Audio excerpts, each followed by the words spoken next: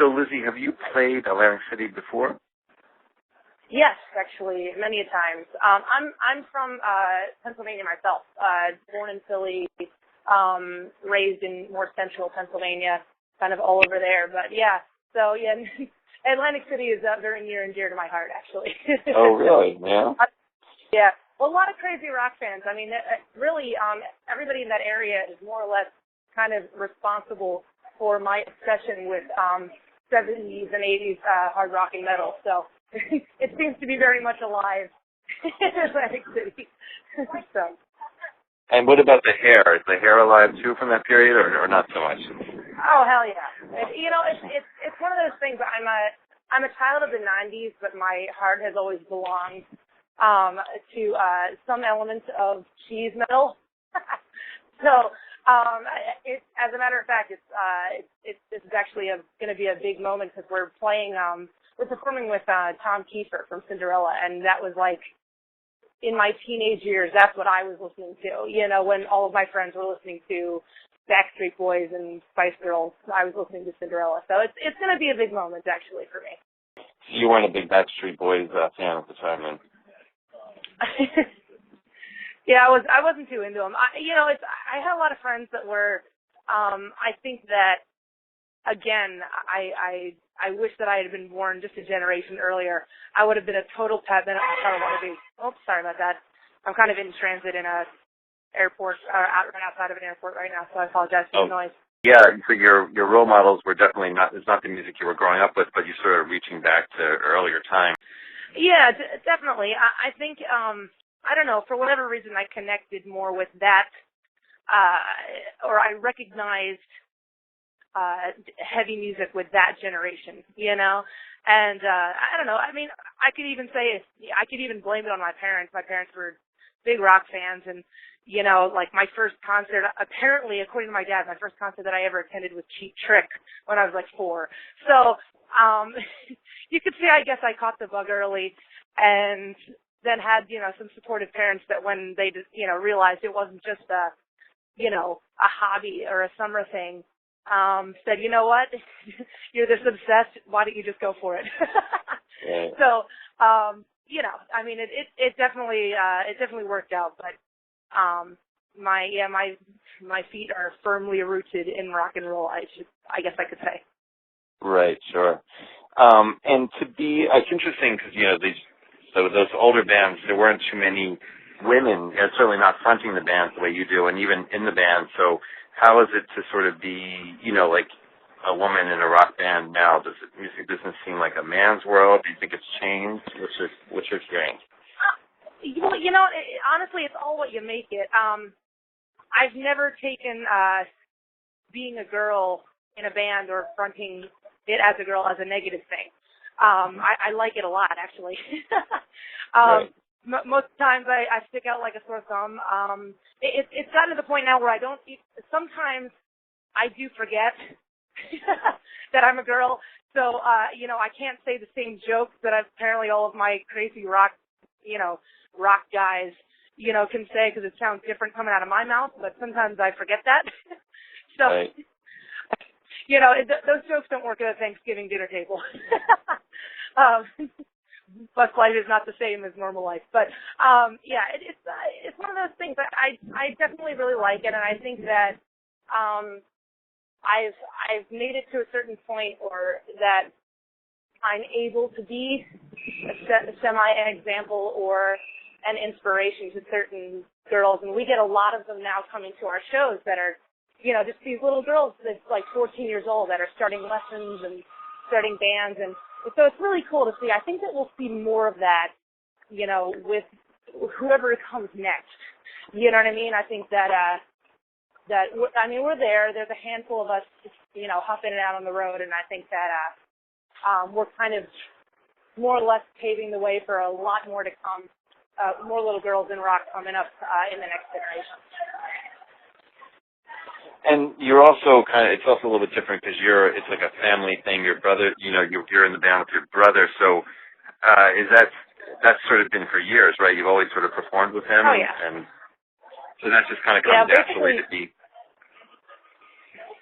I mean, basically, you started the band with my brother, so he's kind of been, whichever way you want to put it. He's either been stuck with me or I've been stuck with him, our whole lives. But truth be told, I mean, the reason that we were able to start, when I was, in middle school, I was 13 and he was 10 when we started Halestorm. But the reason we were able to start was because he's never actually sucked on the drums.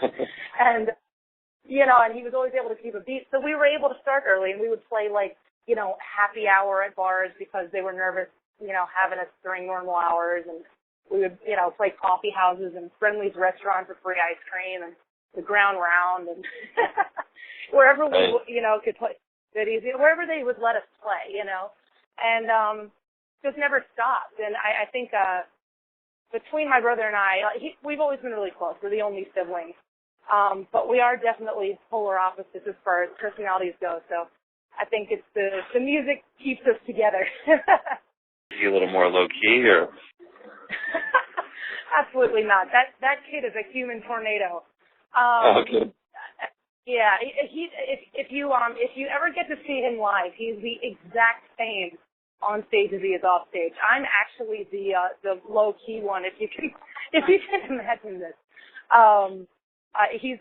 We say this a lot. He's kind of the Jerry Lewis to my Dean Martin at times. So we have a nice, friendly sibling rivalry that goes on stage. There's a point in time in the set where it doesn't matter, how short my skirt is, whether or not I'm a girl, whether or not I'm fronting a rock band. There will always be a moment in the show where everyone's trying to look past me to see what my crazy brother is doing back there.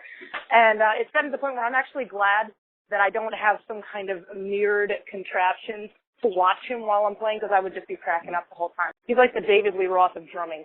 The shows, just generally, it sounds like they're just pretty crazy, right? Pretty intense. Yeah, it's a rock show. We don't use any tracks or trickery, so it can be unpredictable at times. And what you see is what you get. We kind of plug in and we play, but we have a great time. And no matter the length of the set, we're just really happy to be doing what we're doing, and we're very, between all four of us, we're a very stop and smell the roses type band. So the fact that we're still together and we're still doing what we love every day kind of blows our mind a little bit. So we just have a great time every night. Are you working in any of the a few of the slower songs? Definitely. It's a journey. Lately we've been doing kind of like a definite, rock block in the beginning of the set where it's kind of like, just kind of punishing up until a certain point. And then, we have a few songs that we'll do acoustic, and I do one song on the piano, and, just to kind of give everybody a breather and show a different side of what we can do.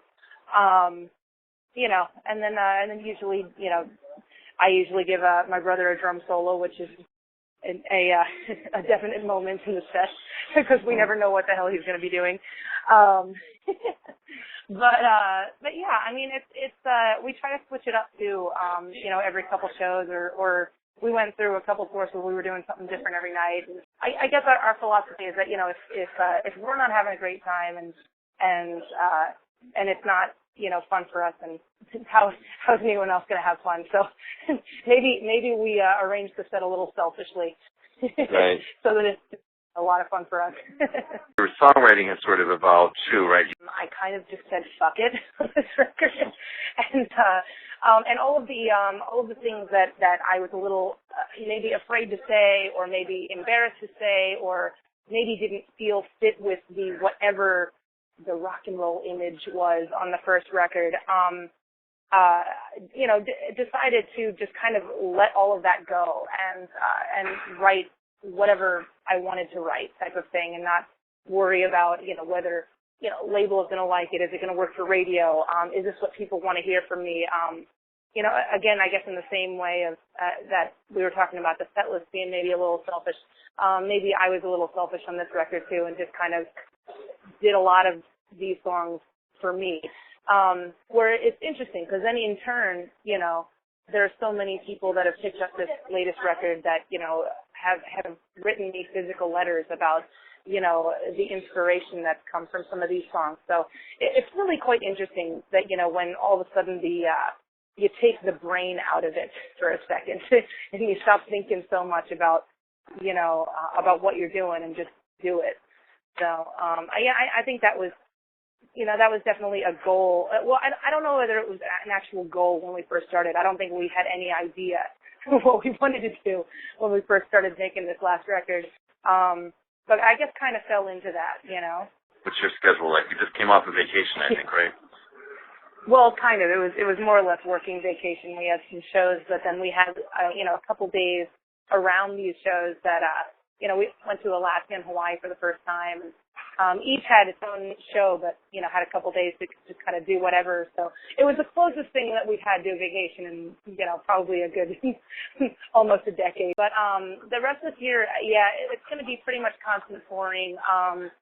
We're putting out another cover EP in the fall. And, let's see, got a few more continents to conquer. And right now we've begun writing for the next record, just so that we're prepared for whenever everyone says go. We need it now. Thanks so much, Lzzy. It's great to talk to you. I really appreciate you calling in. Oh, of course, Ellen. Thank you for taking the time to talk with me.